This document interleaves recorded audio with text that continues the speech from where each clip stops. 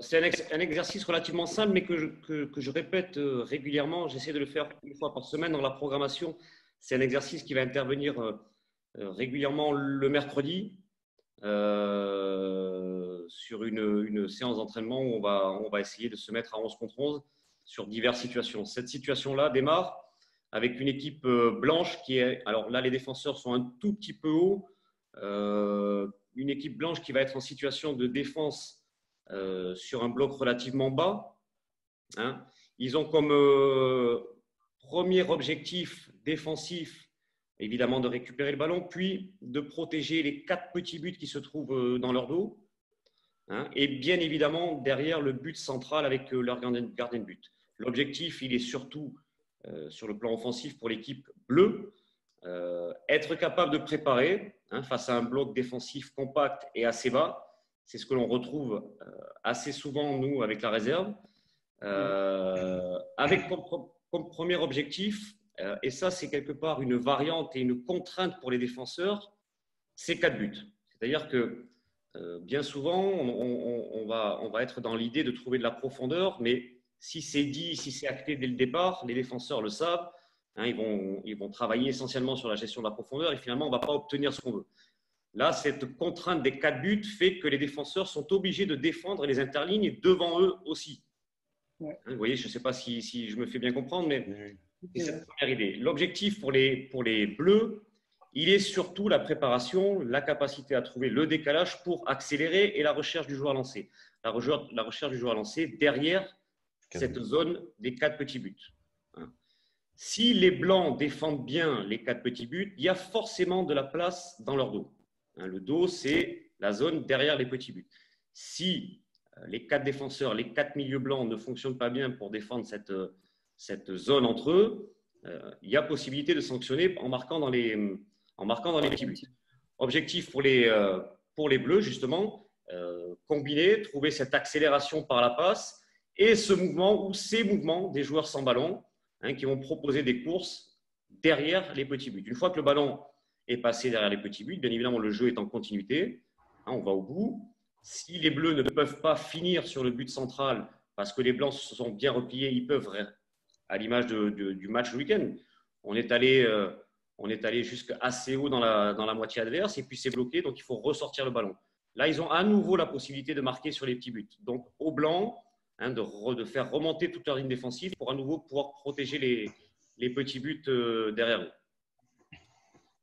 Objectif du Blanc, bien évidemment, récupérer le ballon et sur cette situation, être capable de se projeter et d'aller finaliser par une frappe au but ou un but dans les 7 secondes qui ont suivi la récupération du ballon. Tu intègres la règle du hors-jeu, Pierre?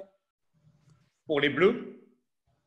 Oui, bien sûr. Oui, pour les Bleus. Bien sûr. D'accord. Okay. Bien sûr. Mais c'est pour ça que là, sur l'image, les défenseurs blancs sont un tout petit peu haut. Un peu haut. Entre les buts, entre les petits buts et la ligne de fond, il y a à peu près 20 mètres.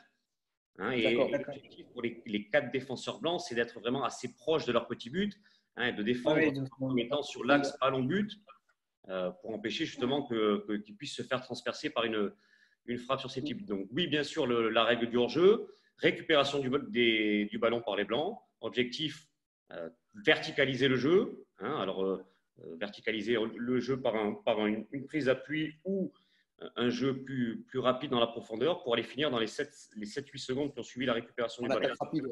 Récupération, perte du ballon par les Bleus, objectif immédiat de pressing collectif pour ne pas permettre à l'adversaire de reprogresser dans sa moitié défensive et se donner la possibilité sur le contre-pressing de retrouver une situation favorable pour retrouver à nouveau un joueur lancé derrière les buts adverses. Voilà. Donc, on est sur une situation, comment dirais-je, interchangeable, bien évidemment. On va partir sur des séquences de 15 à 20 minutes pour chaque équipe dans le rôle différent. Ou alors, on va partir sur une dizaine de ballons à jouer pour l'équipe bleue, sachant que la séquence s'arrête dès qu'il y a eu une frappe au but. À quel moment de la semaine tu le fais, Pierre? On le fait régulièrement le mercredi. On va partir sur des situations d'échauffement, situations de maîtrise collective sur des jeux de conservation ou autres. Et puis, on va partir sur des situations comme ça, grand terrain, avec 2 fois 20 minutes dans cette idée-là, puis 20 à 25 minutes de jeu plus libre, avec bien évidemment toujours cette recherche essentielle de la profondeur et du joueur à lancer, quelle que soit la situation. On est chez l'adversaire, on est face à un bloc bas, on prépare. On n'est pas dans une idée de possession, on est dans une idée de préparation. On prépare pour pouvoir trouver l'accélération par la course et le mouvement sans le ballon. On récupère le ballon assez bas, relativement bas. On est là aussi dans cette idée de profondeur. L'idée reste la même. Quoi qu'il arrive, la volonté, c'est de transpercer la défense adverse. Si on peut le faire très vite, en une passe, sans que l'adversaire n'ait pu se remettre en place, on le fait. Si l'adversaire est en place, encore une fois, ce que l'on voit là sur le schéma, on le retrouve très souvent le week-end. Il faut pouvoir trouver le temps, les décalages, la place, la zone, et surtout les mouvements, les courses pour pouvoir finaliser par une accélération dans le dos du latéral ou entre le latéral et le central, mais quoi qu'il arrive, derrière les défenseurs. Je dis souvent aux défenseurs, à mes attaquants, pardon, je dis souvent à mes attaquants que même si les 4 défenseurs adverses ont les pieds sur leur surface de réparation, il y a toujours de la place dans l'ordre. Il y a toujours de la place pour faire un appel dans le dos, il y a toujours de la place pour mettre le ballon au-dessus d'eux, il y a toujours de la place pour les déséquilibrer. C'est très compliqué de jouer dans les petits espaces, de jouer entre les lignes adverses quand ils sont aussi bas et aussi compacts. Souvent, la place va se situer au-dessus d'eux, dans leur dos. Donc, c'est un peu l'objectif de cette… J'ai 2 questions, Pierre. Moi. Tu fais ça le mercredi? Oui, souvent. Là, en l'occurrence, c'est les Bleus qui travaillent. Ton équipe que tu prépares pour le samedi? Pas du tout. Ça ne m'arrive jamais, ça. D'accord. Donc, que ça soit bien clair. D'accord. Je ne fais, dans mon poste d'entraîneur de réserve, je ne fais jamais de mise en place de l'équipe qui va jouer le week-end. D'accord. Okay. Pour 2 raisons. La première, c'est que là, peut-être encore plus que dans d'autres groupes, si je fais ça le mercredi, je les ai perdus jusqu'à la fin de la semaine. On est d'accord. Les autres. Et l'autre raison, c'est que le mercredi, si je travaille avec une équipe, avec un groupe, il n'est pas impossible, et c'est même dans 90% des cas ce qui se passe. Le vendredi, j'ai 7, 8, voire 9 joueurs de l'effectif pro qui arrivent. Okay. Et c'est eux qui vont jouer le week-end. Voilà, il faut vraiment qu'ils soient les joueurs dans l'esprit d'être dans l'apprentissage du football sans penser au match du week-end. Il faut qu'ils… Exactement. Il faut pour les coachs qui nous écoutent, il faut bien intégrer le fait que Pierre est entraîneur d'une équipe réserve, d'un groupe, qui entraîne un groupe, mais qui n'est pas forcément les joueurs qui vont avoir le week-end. C'est très rare. Ouais, mais tu vois, les gens peuvent dire bon, ok, il a 22 joueurs, sauf que le vendredi, le lot, c'est en as 5-6 qui redescendent. Donc, tu vas jouer avec une équipe que tu n'as pas entraînée pratiquement la semaine. Tu vas jouer avec des joueurs que tu n'as pas vu la semaine, qui ont eu l'espoir toute la semaine de pouvoir jouer avec des professionnels du week-end. Donc, qui arrivent avec forcément une forme de déception le vendredi. Bien sûr, en plus, oui. Qu'il faut gérer. Et tu vas avoir, si je peux me permettre, un rôle social aussi important auprès de ces joueurs. C'est ce que je disais tout à l'heure à Pépite, 80% de mon travail, c'est du social. Ouais, exactement. Et oui, ce que tu dis, mais alors, question, est-ce que quand ils ne jouent pas le week-end avec la réserve, il y a une équipe C?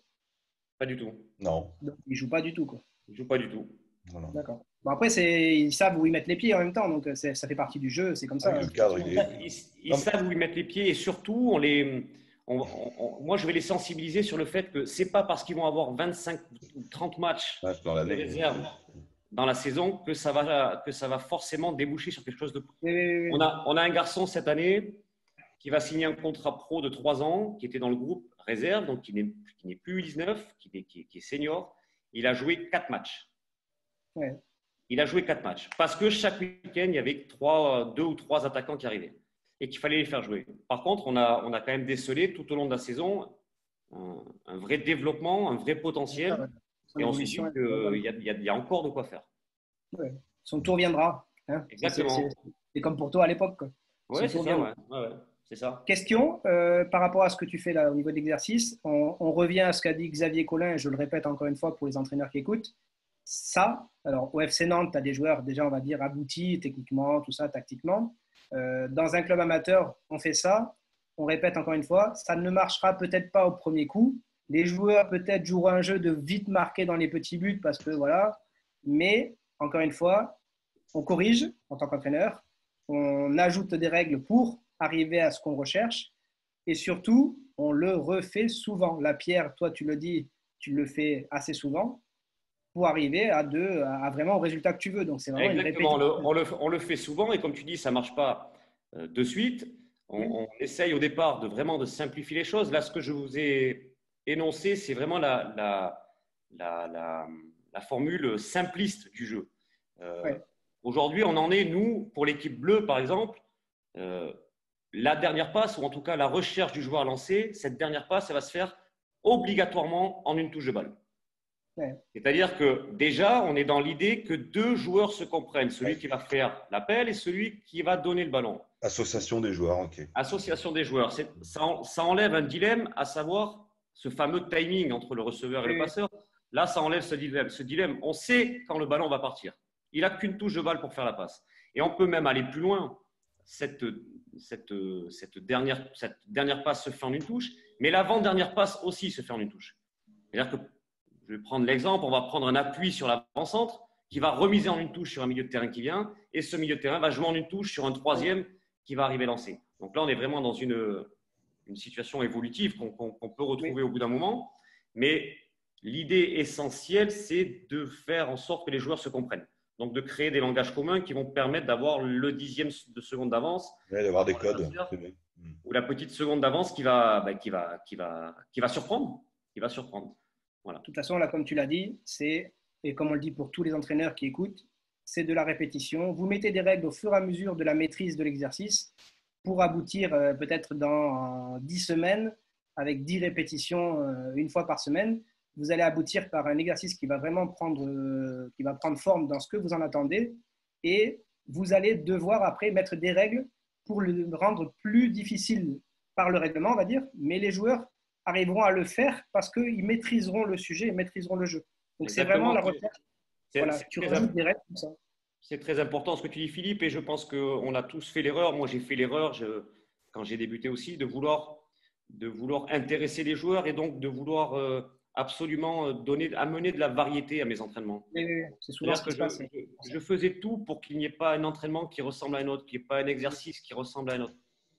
Mais au final, en fait, on ne fait que survoler tout et on n'appuie sur rien. Et ça s'affine avec le temps. C'est-à-dire qu'on va avoir des choses qui vont s'ancrer en nous, des choses que l'on va ressentir, qui vont marcher, que l'on va voir fonctionner le week-end et que l'on va appuyer et donc que l'on va répéter, comme tu le dis. Oui, c'est ça. Mais moi, je vais donner un exemple, mais c'est vrai que moi, ça m'est arrivé de faire un entraînement, je me souviens de ça en CFA avec Villeneuve, et il y avait un entraînement qui n'avait vraiment pas marché. Mes exercices, ça ne s'est pas bien passé. Alors déjà parce que les joueurs, je pense, n'étaient pas ils n'avaient peut-être pas envie de le faire déjà, donc ça ne pouvait pas fonctionner. Et ils n'y mettaient pas toute la bonne volonté pour le réussir, tu vois. Et j'étais tellement déçu de voir que ça ne marchait pas et de voir que je sentais que leur implication n'était peut-être pas optimale, que j'ai failli même arrêter l'entraînement. Même je ne sais pas si je n'ai pas arrêté l'entraînement avant. J'ai passé une gueulante et je me souviens leur avoir dit « Demain, on le refait ». Et on l'a refait le lendemain. Et l'entraînement, il s'est super bien passé. Parce que les joueurs étaient arrivés en contexte de se dire « Oh putain, le coach n'est pas content, ça ne va pas être bon ». Il y avait le match qui arrivait derrière, donc ils se disaient « Putain, ma place, machin ». L'entraînement s'est hyper bien passé. Et à la fin de l'entraînement, il ne saurait pas marché de nouveau. Là, je me serais mis en cause et j'aurais dit « Merde, là, bon, c'est moi, là, j'ai fait le coup ». Mais comme ça a marché, j'ai pu leur rentrer dedans en disant « Ça ne dépend pas que de moi, ça dépend aussi de vous ». Et c'était super intéressant et valorisant pour eux de montrer aussi que on peut réussir des choses qu'on n'a peut-être pas envie le jour J. Ah, tout à fait, oui, bien sûr. J'avais bien aimé ce que tu as dit, là, c'est pour ça que je ramène cet exemple.